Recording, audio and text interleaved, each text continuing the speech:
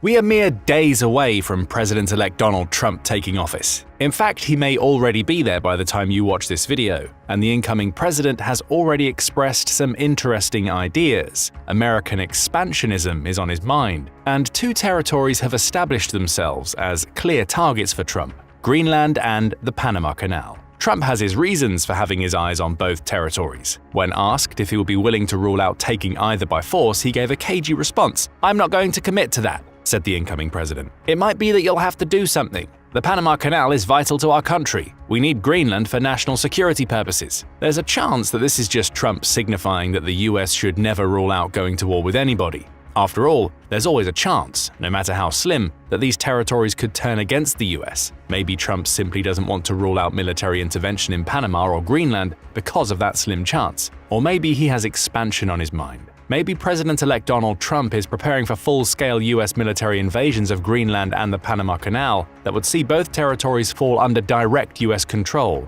And if that happens, we have some questions. What would the fight look like if Trump used military force to take over Greenland and the Panama Canal? And what would happen in the aftermath of Trump reversing decades of American foreign policy by taking another country's territory? Before we answer those questions, we start with what's happening right now. On January 7th, Trump made his comments about refusing to rule out using military force to acquire either territory. These comments came as a delegation of the president-elect's aides and advisors landed in Greenland, including Donald Trump Jr., as part of an unofficial visit to the autonomous country. That's an important territorial distinction to make. Greenland, though capable of self-rule, is part of the Kingdom of Denmark. That will play a key role in what happens if Trump chooses to invade, as well as what happens afterward. But we'll come back to the Denmark factor later. Right now, the US has no major strategic control over either territory. It has a large military base in Greenland, the Pitufik Space Base. Established in 1941 when the US occupied Greenland as part of the Allies' war against Nazi Germany and the Axis powers in World War II,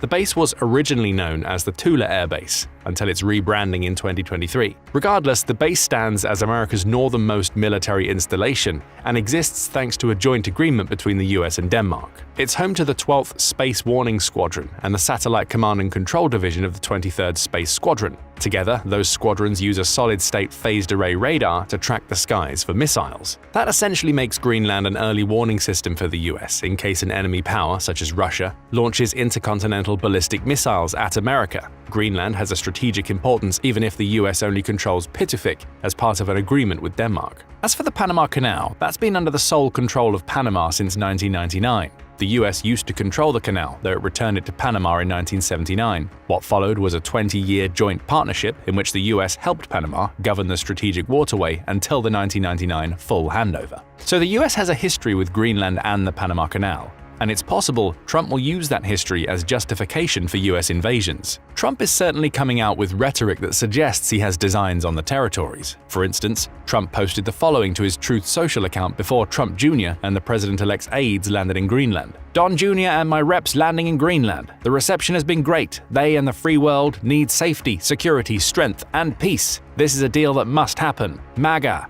Make Greenland great again." Those certainly sound like the words of the president-elect who has his eyes on a particular prize, but they've been met with a more diplomatic response from Denmark. Speaking to Danish broadcaster TV2, the country's Prime Minister Mette Frederiksen called the US Denmark's most important and closest ally. She also said that she welcomes the US taking a greater interest in Greenland, though that interest would have to be done in a way that is respectful of the Greenlandic people, while being mindful that Denmark, like the US, is a member of NATO. Trump hasn't been quite as direct with his MAGA rhetoric when it comes to the Panama Canal, but he has made mention of it being vital to the United States, while also inferring that the canal is currently being operated by China. Panama's president, Jose Raul Mulino, has also responded to Trump's comments, saying in no uncertain terms that the sovereignty of our canal is not negotiable and is part of our history of struggle and irreversible conquest. So it's a no to US control from both Greenland and Panama. But this all brings us to an interesting question. Why would Trump want Greenland and the Panama Canal in the first place? We've touched on a couple of these reasons already. Greenland is home to a vital US military base that essentially acts as America's eyes in the sky for incoming missiles. Trump's logic may be that controlling Greenland would allow the US to reinforce that base and create others without having to get permission from Denmark. Greenland would thus become one of America's most important strategic assets in the Arctic and offer America some control over waterways commonly used by Russia. There's also the melting ice factor to consider. Climate change has led to ice north of Greenland melting. opening up new potential shipping routes upon which the United States, China, and Russia all have their eyes. Trump has practically said as much in the past. "You don't even need binoculars, you look outside," Trump said when referring to Greenland's proximity to the United States. "You have China ships all over the place. You have Russian ships all over the place. We're not letting that happen. We're not letting that happen." To Trump, gaining control of Greenland doesn't just mean more autonomy when it comes to managing its eyes in the sky. Greenland would give the US the means to somewhat govern the emerging Northwest Passage and, by extension, the shipping that could begin to flow through the passage as more ice melts. Of course, it also helps that Greenland has oil, natural gas, and reserves of up to 31 different minerals, including graphite and lithium, that Trump would love to bring under American control. Graphite and lithium would be especially big gets for Trump.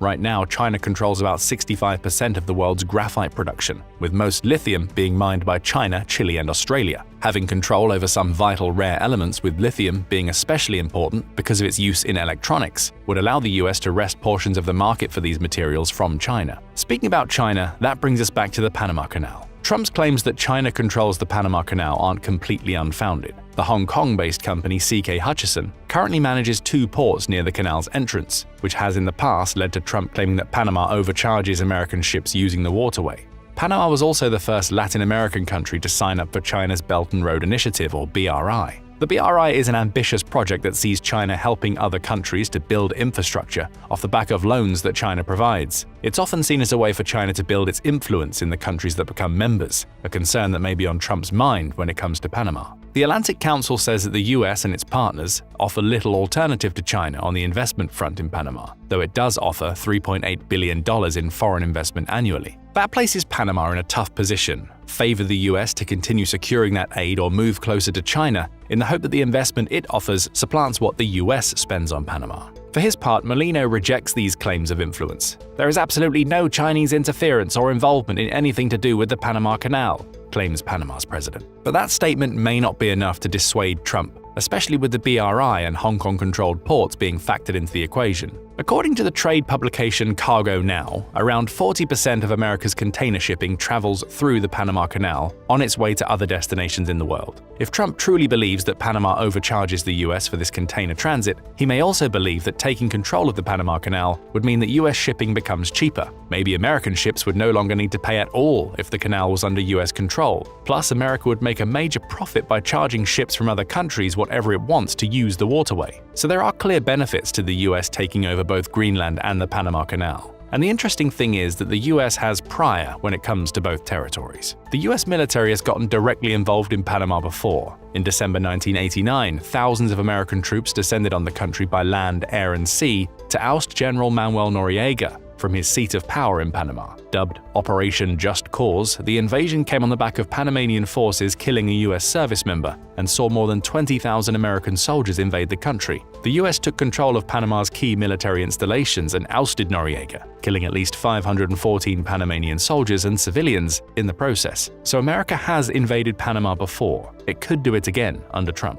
There hasn't been any similar invasion by US forces in Greenland before, but America's interest in the territory is long-standing. Back in 1946, Greenland was still a Danish colony rather than being the autonomous, though still Danish-ruled, territory it is today. The US had seen how valuable the massive island could be, leading to then US President Harry S. Truman making a secret offer of $100 million to buy Greenland from Denmark. The offer was rejected and only came to light in 1991 upon the end of the Cold War, but it set a precedent for the US wanting control of Greenland. Trump has also touched on buying the island before, leading some to believe that he would almost treat such a purchase as one of the real estate deals for which he's most famous. The interest is there. The US would love to control both Greenland and the Panama Canal. The question now is what would happen if Trump follows through on his vague threats of military action. Starting with the fighting itself, neither Greenland nor Panama has much of a chance of standing up to the might of the United States military. According to Global Firepower, or GFP, which ranks the top 145 military nations based on 60 criteria, the US has the world's strongest military. Over 1.3 active members make up its ranks, with another 799,500 in reserve.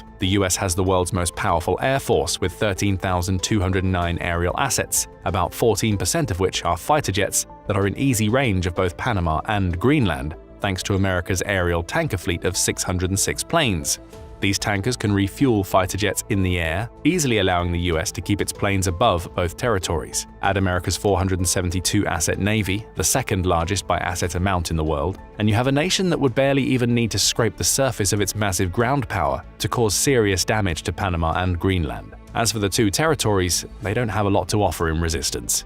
Panama is protected by the Panamanian Public Forces. They're so small that they present practically no threat to the US. This paramilitary group has 80,000 soldiers and a minimal amount of equipment. The 38 aircraft, 262 military vehicles, and 30 naval assets controlled by the Panamanian Public Forces aren't going to amount to much in the face of US aggression. Panama would also have to deal with the loss of $3.8 billion in foreign investment it receives from the US each year if Trump invades, making those security forces even less effective. Greenland would put up a little bit more of a fight. Though the island doesn't have a military of its own, Danish ownership means that the Danes will be drawn into any fight that the US tries to start. Right now, Greenland is protected by the 1st Squadron of the Royal Danish Navy, though that only amounts to 7 patrol vessels and a royal yacht used for surveillance purposes. Assuming Denmark decides to stand its ground and fight for Greenland rather than capitulating to the US, it would bring an active military of 20,000 personnel to the fight. It would also be able to draw on paramilitary forces numbering 51,000 and around 12,000 reserves, but it would be at a severe manpower disadvantage. Denmark at least has a better air force than Panama thanks to its 117 aerial assets, but its navy wouldn't be much use against the US. Denmark only counts 9 frigates among its 50 vessels, with the rest being patrol ships and similarly non-threatening assets. Simply put, the wars would be whitewashes.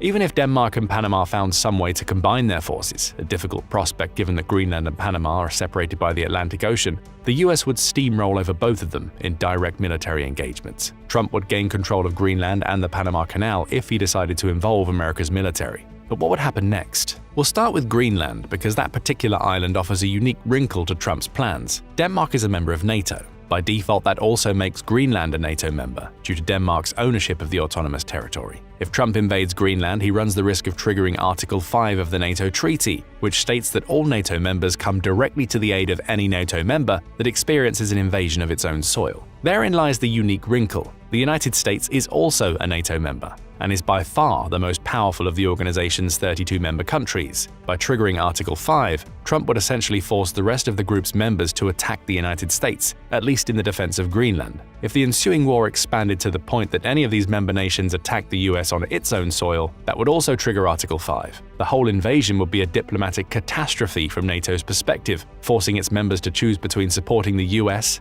NATO's biggest source of power, or protecting Denmark's territory from the very country upon which NATO relies for most of its strength. It's a situation that has never happened before, and likely one that no NATO member has anticipated. What happens when an ally takes action that makes it an enemy under NATO's own guidelines? It's almost impossible to tell, though the likely answer is that the rest of NATO would hold fire on attacking the US, rather than plunge all of Europe into war and leave openings for countries like Russia to further their ambitions. NATO could at least put up a fight against the US. Even without America, NATO has 1.5 million active personnel spread across its other 31 members, which slightly exceeds the active personnel in the US military. It also understands how to launch combined arms attacks, thanks in part to its training with the US. Britain and France would also allow the non-US members of NATO to present a nuclear threat, though their combined 515 warheads are dwarfed by America's total of 5,748. It would be a devastating fight if it happened. Remember that Trump has previously threatened to pull the US out of NATO if the rest of the member nations don't pay their way. He's still maintaining part of that rhetoric.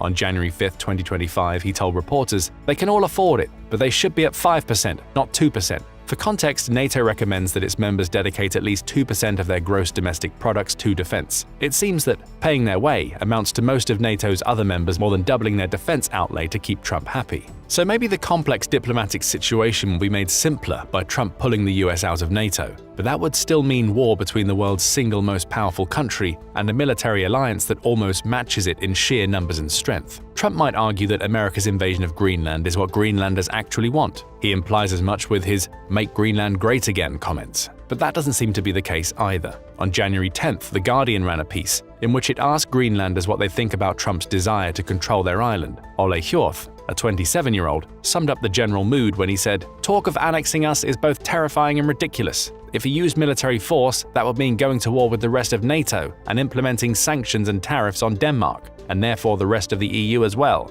Another Greenlander, named Patrick Abrahamson, said military action would take away Greenland's voice and dehumanize its population. However, there were some who said they might welcome American occupation. Hans-Peter Bay, age 39, says that he's always expected that one of the world's 3 major military powers would have designs on Greenland if it becomes independent from Denmark. "I hope Trump will make a better agreement with us than the current one we have with Denmark," he says, "and most importantly, see us as equal partners." So there's at least some softness toward Trump in Greenland. But the majority opinion is that Greenlanders don't want US control, and the war that would ensue between the US and NATO would be devastating, as well as opening up opportunities for Russia and China to enhance their influence. Speaking of China, we come to the Panama Canal. Trump taking over this vital waterway wouldn't trigger the same international warfare that might happen if he invades Greenland. It would also be financially beneficial to the United States. Beyond the US being able to essentially give itself free shipping through the canal if it took control, it would also be about taking advantage of the fact that around 5% of global maritime trade passes through the waterway. That's roughly $270 billion of cargo being transported annually, with the US having the ability to charge every ship that uses the Panama Canal if it has control.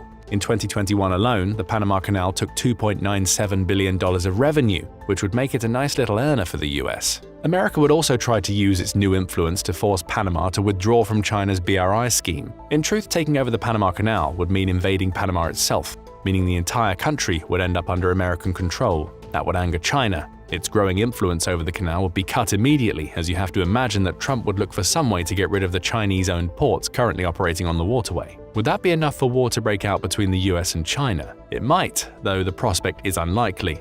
China would likely see the Panama Canal as a failed investment. Sure, it would lose the modicum of control having ports in Panama grants it over global shipping, but it's already successfully used Panama to break the ice for BRI in Latin America. 22 countries in Latin America and the Caribbean are now part of China's infrastructure initiative, so influence in Panama could be an acceptable loss. So where does that leave Trump's potential plans to take over Greenland and the Panama Canal? The latter seems like a more viable prospect than the former. The US would destroy Panama in a straight fight, and Panama has no security alliances that would trigger a war. China wouldn't be happy, but it's unlikely to spark a global fight with the US over the loss of influence in Panama. Greenland is a far more difficult prospect. If Trump takes that island, he's not just going to war with Denmark, he risks destroying NATO, a prospect that would have decades-long consequences for the global power balance. But what do you think about Trump's plans for Greenland and the Panama Canal? Will he use military force? What would happen if he did? Share your thoughts in the comments, and thank you for watching the video.